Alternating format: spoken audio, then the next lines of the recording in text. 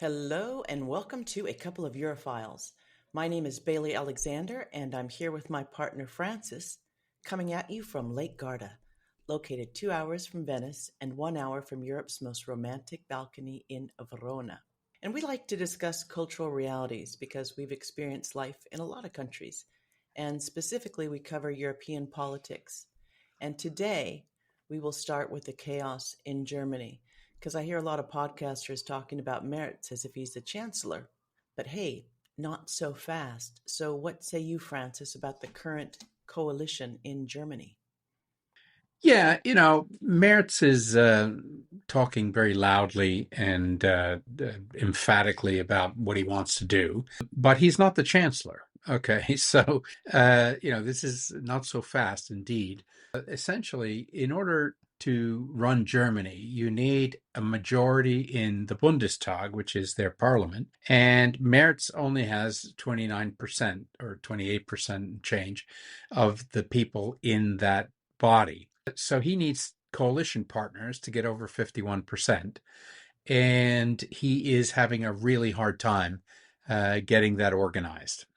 The reason he's having a really hard time getting it organized, and he's really digging himself into a big hole, is that he has ruled out a coalition with the AfD, which is the second largest party, because he thinks they're fascists.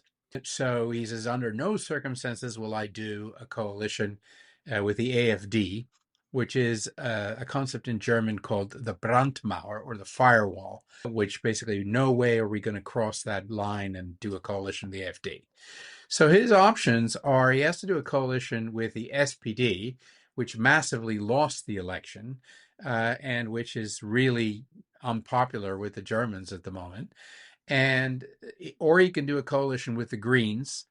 But the problem with the Greens is that the CSU, or the Bavarian half of the CDU-CSU coalition, which has been together since Germany was founded, they've ruled out a coalition with the Greens under any circumstances. So his only choice is to do a coalition with Olaf Scholz or his replacement in the SPD.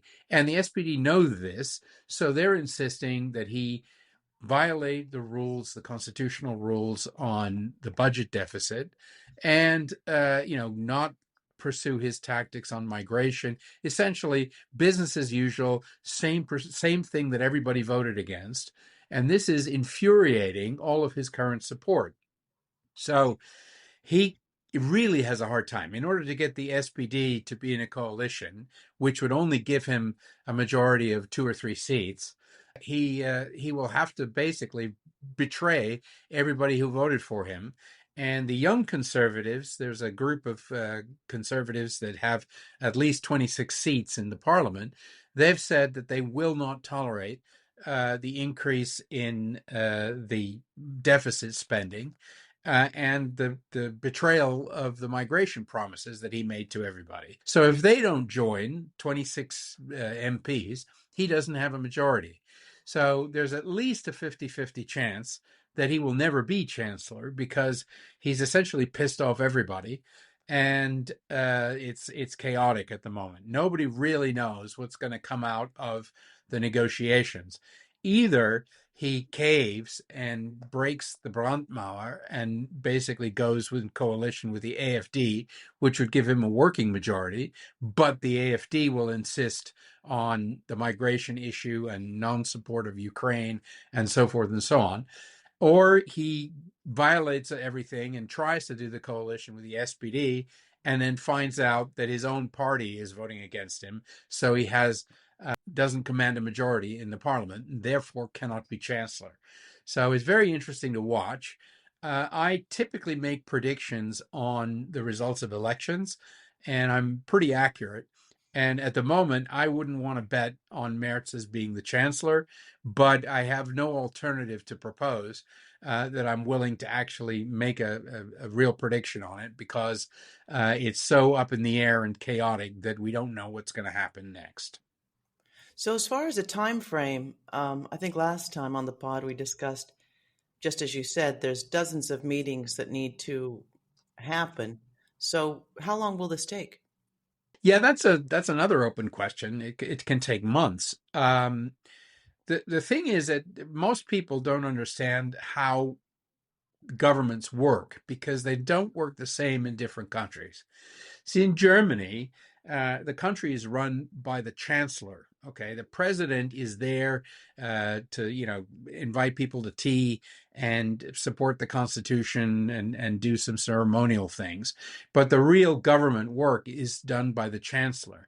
To be chancellor, you need to have a support in the parliament, the lower house of parliament, the Bundestag, of over 50%. If you don't have that, you're not the chancellor. So the big task for Merz or whoever wants to be chancellor now is to negotiate with all of the parties to form a coalition which keeps everybody more or less happy. No one's going to get everything they want, but they need to be more or less happy to support each other so that they have a 51% command of the Bundestag in order to be chancellor and run the government.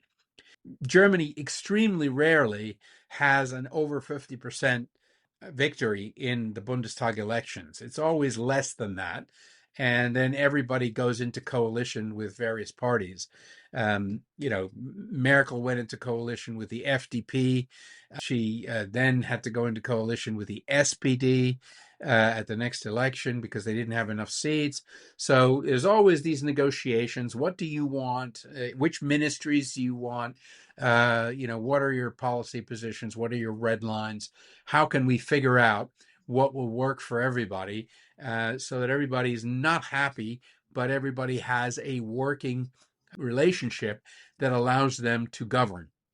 So that's how Germany works. And I until think there it's is a coalition, there is no government. because Trump arrived. We're entering a new era, right? So it's kind of like the fin de siècle of the old school, of the old EU. And we see a lot of politicians really trying to position themselves. We know that Macron is using some very strong language. Meloni came out with a rather odd comment that seemed to Ukraine could enjoy the security of NATO without specific membership. So we see her trying to find her way because normally, or shall we say historically, Germany was the economic powerhouse and you relied upon them for finance. And then in France, historically, not during Macron's time, but you relied upon France for diplomacy, diplomatique. But this is truly a new era. And with all of these divergent interests, the Baltic states and then Poland. But let's go into Macron because I think there were some protests yesterday. How is he trying to position himself? Yeah, so Macron is just a delusional character these days, very sad. The issue is really at the heart of the European Union. Now, what Trump has done is he has exacerbated the situation and really shone a spotlight into the divergent philosophy, if you will, of what the future of the European Union should be. We've always been fairly supportive of the European Union because of the four freedoms and the economic benefits that the EU has provided to its members. But the EU essentially is supposed to support the treaties, okay? And the treaties are mostly economical. Okay. And what is happening is that the EU is trying to position itself more like the United States of Europe. Okay. So they're trying to take over areas that are not explicitly stated in the treaties and centralize the power because they feel, Macron and his camp feel, that Europe needs to be more centralized in order to compete with the other superpowers, the United States, China, and Russia, on the world stage. So that's the one thing, is a centralization drive. It's going into Brussels, where you have this unelected, very incompetent Commission President, Ursula von der Leyen, pushing all sorts of ideas. But really, it's France that is pushing, is the big champion of that. And Merz is kind of supportive of it as well, but he's not chancellor, as we've just discussed. So he's still, figure out whether he's going to be there or not. The other side of the coin, which is championed by Meloni, is that Europe is a collection of sovereign states which each get to decide what they want to do for their own citizens who elected them. Okay. And Europe should stick to the treaties and not try to insert itself into all sorts of other things that no one has agreed that they should be responsible for. So Meloni is fighting to prevent Europe from just filling the power vacuum and basically declaring itself in charge of defense and all these other things that von der Leyen is pushing and Macron is pushing. So there's a big clash between Meloni and Macron on essentially for the soul of the European Union. Like, what is it going to be? Is it going to be Federation of Sovereign States, or is it going to be a United States of Europe? Okay. And if it were a United States of Europe, then you should at least elect to the leader of it and not have some, secretary, bureaucrat running the place. So, it's very vocal. There's a lot of passion around this. And Meloni is also trying to hold the fraying elements from falling apart entirely. You have Orban and Fico, who are basically pushing the independent state thing and saying, Trump is right. We don't care about Ukraine. Ukraine is none of our business. Let him rot. And then you have, Macron saying we're going to send troops, and Starmer getting involved again. He's not even in the European Union, but he's sitting there making noise over in his little island. But the point is that Meloni is trying to balance that, and it's extremely difficult because she doesn't want to completely piss off the Central European powers because they control a lot of the funds, the recovery funds and the payments and so forth and so on. And she doesn't want to get into the same position as Orban, where he gets his funds frozen. But on the other hand, she doesn't want to piss off Trump and the Americans, with whom she has a good relationship. And she's basically saying, I'm going to try and try to put Humpty Dumpty back together and, try to bridge the gap and get everybody back on side with the West. She's not going to succeed, I don't think, because Trump has had it with Europe. He's not going to support NATO. And he certainly hates the European Union, preferring to do deals directly with the member states, which supports Meloni's position of a Commonwealth of independent states rather than a centralized United States of Europe. So this is a very interesting time because we don't know who's going to win that fight. But that fight is fundamental to the future of Europe. And we'll see. Yeah. Europe is going to survive. Everybody talking, a lot of Americans are talking, oh, it's over, Europe's finished, blah, blah, blah, blah, blah. Europe's been declared finished. I can't even count how many times, and it's never been finished. And it is the cultural superpower of the world.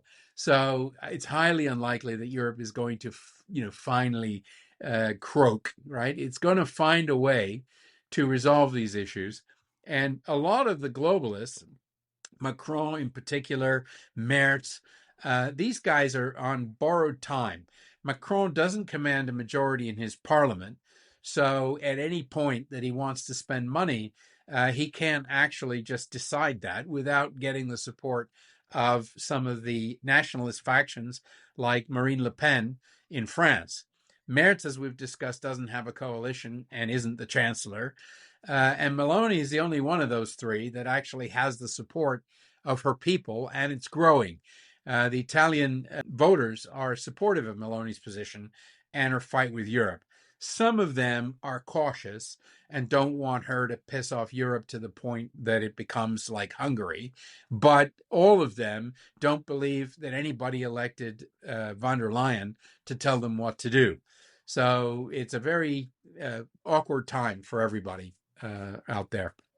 Yeah, Meloni really is trying to stand ground. Interestingly, I think Italy is coming from a position of strength. We recently received 40 billion of investment from the UAE.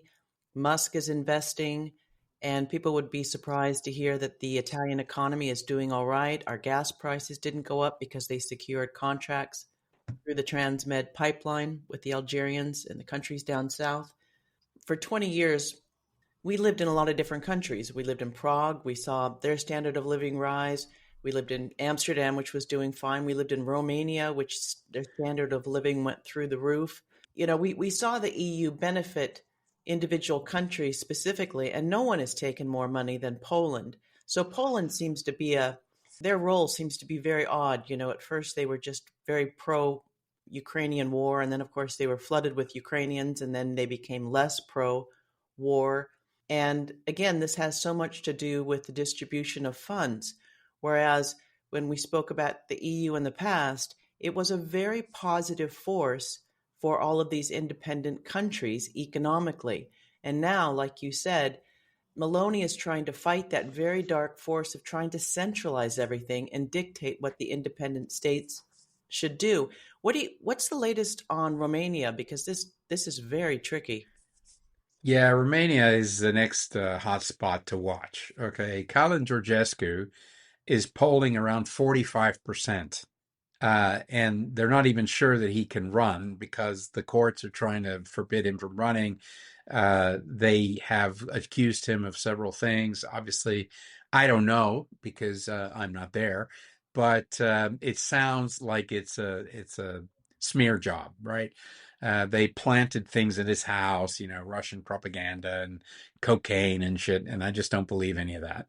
That doesn't mean it's not true. It's just highly unlikely. Anyway, his support has increased dramatically since they started picking on him because the Romanians do not like interference in their politics at all. So that is to be watched. The election is in May. So far, Calin Georgescu has submitted his candidacy papers. And the question is whether the courts will allow them to be accepted as a candidate. But even if he doesn't, somebody in his party will run and will most likely win. The next candidate after him, who is also basically standing on a platform that says that he shouldn't be admitted because any outside interference in Romanian elections is bad, only is polling 20%. So he's got an over 20-point lead over the next candidate, and everybody else is small. So, he looks like he will well be the next president of Romania, assuming that the European Union doesn't manage to interfere in that election, which they are trying to do. I mean, von der Leyen is doing some very dark things. She's been found to interfere in the Hungarian elections and in the Slovakian elections, and now she's messing with Romania in order to get people who support her in power. And that is totally undemocratic, and she's going to fail miserably in that effort because people don't like being told who to vote for, not in America and not in Europe. Well, now we've So got it's some. very important. What's going on is, Trump has decided that America is no longer in the regime changing business, right? So this is a profound shift.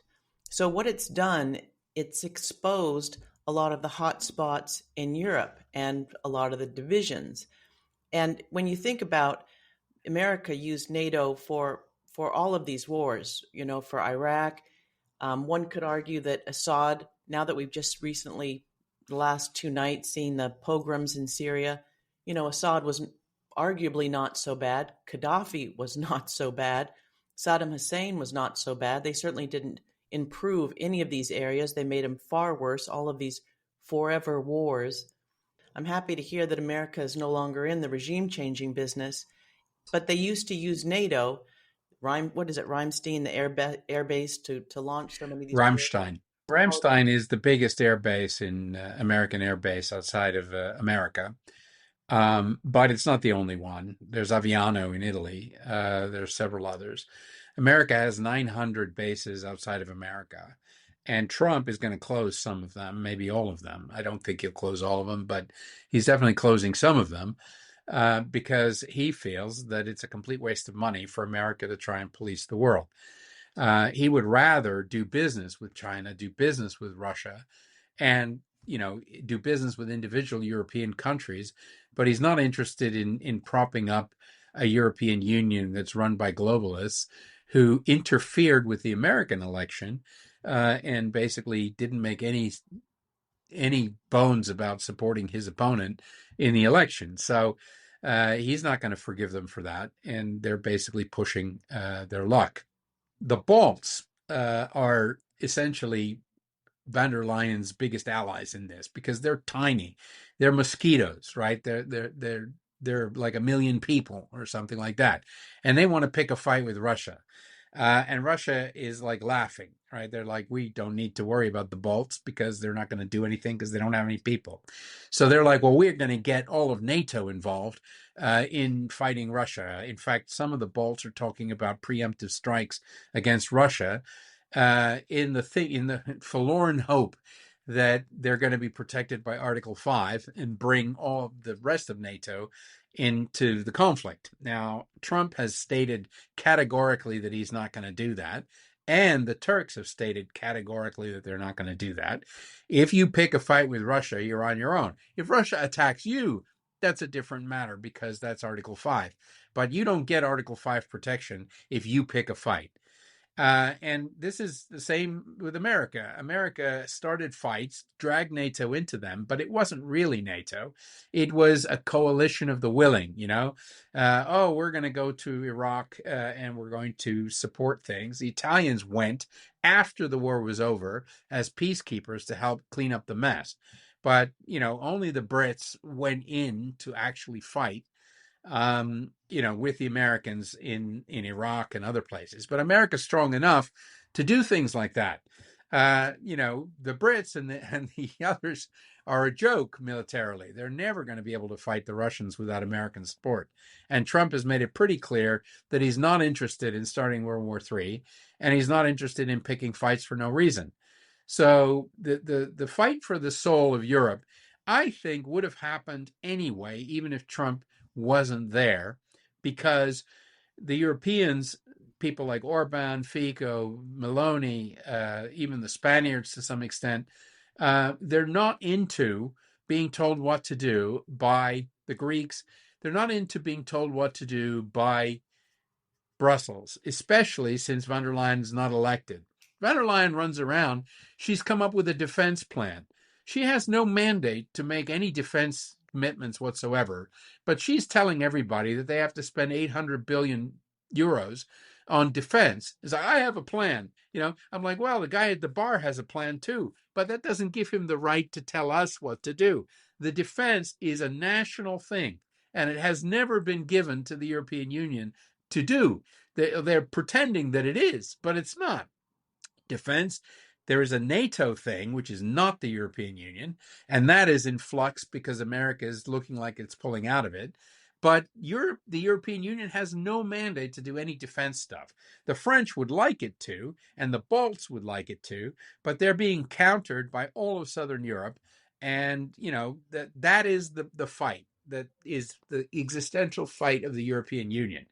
Trump has his own fight with the deep state in America, and the European Union has a fight between centralization and globalization and sovereign independent states. And we don't know who's going to win that fight, but no one is going to put their hands down and not fight. This is really crucial to the future of Europe, and it's going to be the defining moment of what we do going forward. I think what happened when the war broke out in 2022 is I'd never seen it like this. It was truly paralyzed by propaganda. We were cut off from RT, cut off from everything. And so I think that kind of feeds into the current state, the current dilemma. You find that Macron and Merz, what they're trying to do, and van der Leyen, of course, they're trying to drive all these narratives. I think they're just going to fall like heavy balloons eventually, but it's not going to stop them from trying. And I think this is what they're doing. They just continually try to tell these stories. Zelensky obviously is a problem. I think that there's a lot of protests going on here. And I think that, like you said, the most important aspect is that Merz and Macron are just on shaky ground in their own country. Yeah, they don't have a mandate to pursue what they're pursuing, especially Merz. Merz promised in his election campaign that he was going to do things, and he has now gone back on all the major promises, mostly around immigration and support for the defense spending and blowing the budget. He promised he was going to be fiscally conservative, and he's basically going right along with Scholz's plan to spend another 800 billion of German money by increasing debt. And that is not how you win votes in conservative parties in Germany, right? The Germans are very conscious of how to manage money, which is why the European Central Bank is in Frankfurt, because the rest of Europe knows the Germans are pretty good at managing money. And this is freaking out the German voter like a lot. So Merz is on very shaky ground. But Macron is also on very shaky ground. He doesn't have a majority in his parliament. And basically, Marine Le Pen is biding her time, and she should sweep the presidential elections when they finally get held, because people are sick of Macron in France. So, Macron and if the two big powers in Europe are on shaky ground, the third biggest power is Italy. And she has a coalition. She's not in a majority position, but her coalition is pretty solid behind her, and she is listening to her people. And she has defied Brussels on the migration strategy. She's insisted on the Albanian program that she has to handle migration, and the Italian courts in Crotone just gave her a resounding victory, where they told Brussels and the NGOs that they have no right to decide Italy's migration policy, and that it's a sovereign thing, and we don't care what you think in Brussels. So we haven't seen van der Leyen's reaction to that court ruling. But, that's supporting Meloni. Meloni is hard on migration. She's tackling it. She says, I'm going to deal with it. I'm dealing with my defense. I'm dealing with my foreign policy. And I will decide, along with my coalition partners, what the Italian people want to do, not Brussels. So that's a very strong stance. She's doing it, quote unquote, diplomatically, and that's why she looks like she's vacillating. But she's not Orban, who is just really hardcore. But she is trying to forge her own position, and she's serious, right? Orban is a small economy, for all that he's a very loud character. He is tiny. Italy is a power. Italy is a founding member of the Union, and people cannot ignore the Italian position on these things. So we'll see what happens. Even try, And then, of course, was that? even though they may try. And I just wrote a book called Personal Legends of Piemonte, and I interviewed 12 Northern Italians, and I wrapped 12 stories around them, showcasing their motivations, their daily lives, their aspirations, and how they, in fact, managed to fulfill their own destiny. But the final chapter is basically never underestimate Italy. And especially right now, it's just, like I said, I think Meloni is coming from a position of strength, and I think you just have some salient points. And also, my book is in both Italian and English. The first half is in English, and the second half is in Italian. So if Italy is on your bucket list, which it must be, you can actually brush up on your Italian. And I apologize, Francis, if I'm cutting you off, but I did want everyone to know that I have another podcast. It's called Life is Like a Detective Novel, and basically, I provide 15-minute excerpts. You could treat it like an audiobook because I'm reading from each of the stories. You don't get to read the interviews in English or Italian, but I give you a taste of each of the stories. And I think why we talk about Italy, we not only live here, and Francis is half Italian, he's also half German, so he worked in Germany for many years, and he's worked here for many years. But people just seem to cast off Italy so readily. But Italy has a vast repertoire of tools at their disposal. They made it through COVID fine, even though they were hit first and hardest, which I find quite interesting. And then I wrote this book, and it was just very illuminating because it goes specifically into the lives of the Italians and how they think and how they respond to tragedy. And what's so interesting about now is Germany does not respond well to chaos. They move cautiously, they move slowly. Italy does not. And everyone laughs at Italy like, oh, you're like Greece with all of your debt. No, in fact, there is no personal debt. These people have money in their savings account and they don't spend money in the same way. They don't even think about money in the same way. Shall I say, me as an American, how I think about money. So they have a quality of life, an approach towards life. They have such an appreciation for the details. So they're often operating under the radar. Their trade is fantastic. Like you said, they're an agricultural powerhouse. They may not be an economic powerhouse, but that does not mean that their trade. You'd be surprised.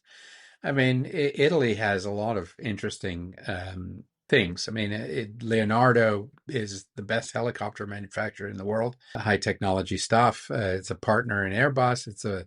It's building the sixth generation fighter jets with the English and Japanese. Italy is a high tech country that is basically attracting investment. They've always had trouble with it because of their tax structure, but Meloni's changing that, and that's how she attracted the UAE, and that's how she attracted Musk. When you look at France, which we know very well, Francis goes there quite often. He just finished up a project. But in France, everything is centralized. In Germany, everything is centralized.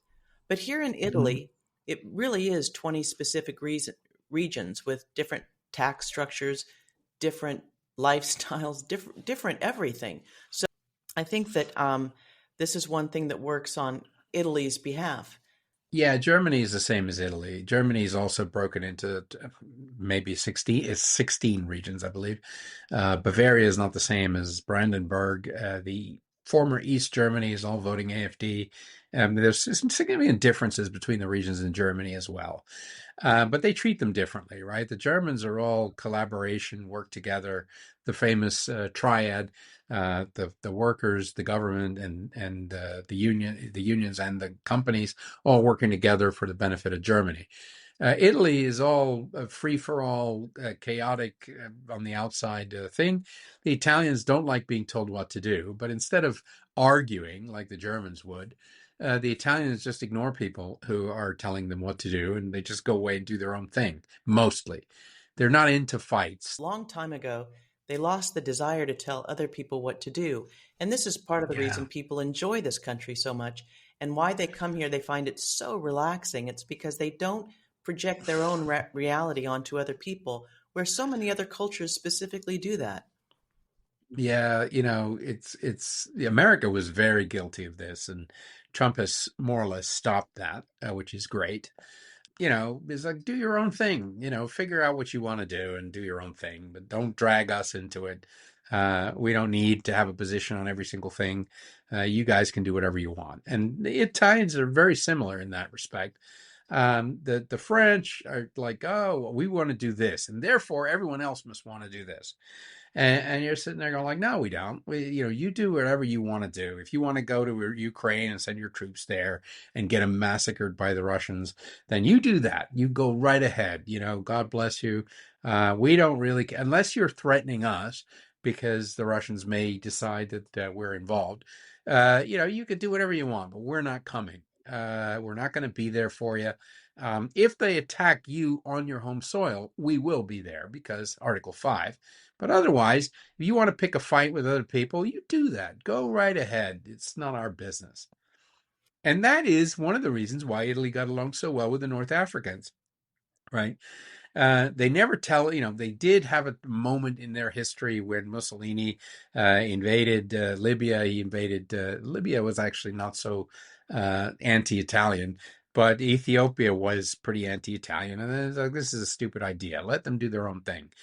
And France, on the other hand, has basically got all these troops in the Sahel, and they always tell these guys what to do.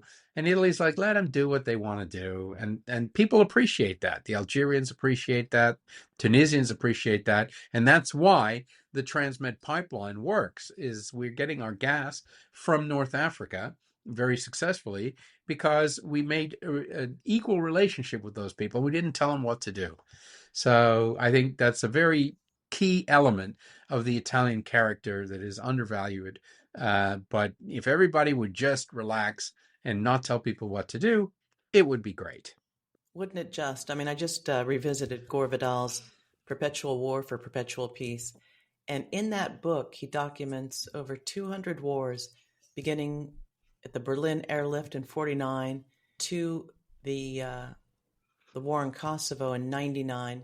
And he documents over 200 hot, cold, and tepid wars. And of course, those tepid wars, they would fall under the USAID umbrella. These are very interesting times, very chaotic times, and some countries respond better than others. But what Francis and I do like to do is we do like to explore the cultural realities because they are very different over here in Europe. But what has been exposed are the hot spots like Romania, Moldova. Yeah, we'll see what happens, but it's all going to shake out this year. By the end of 2025, we'll know exactly who wins that particular fight, and we'll see, right? The globalists are bigger nations, stronger nations, maybe, but their leaders who are driving them into this fight don't have their popular support. So, if there's an election and Marine Le Pen wins in France, Marine Le Pen thinks it just like Meloni. She thinks France first. We don't need to get involved in other stuff. And, the AFD have made it very clear that they're anti spending all of the German money in Ukraine. They want to reconcile with the Russians, reopen the pipelines, use the gas, and fix Germany's economy, which was totally ruined by Scholz's incompetence and their actions in support of Ukraine during the last 3 years. Now, I get why they supported Ukraine. I mean, partly it's because the Americans wanted them to, and partly because they had genuine empathy with the invasion of Ukraine and so forth and so on. I get that. But they also need to remember who elects them, and their voters don't want all the factories to close because they don't have any energy. So, it's a perfect storm in Germany.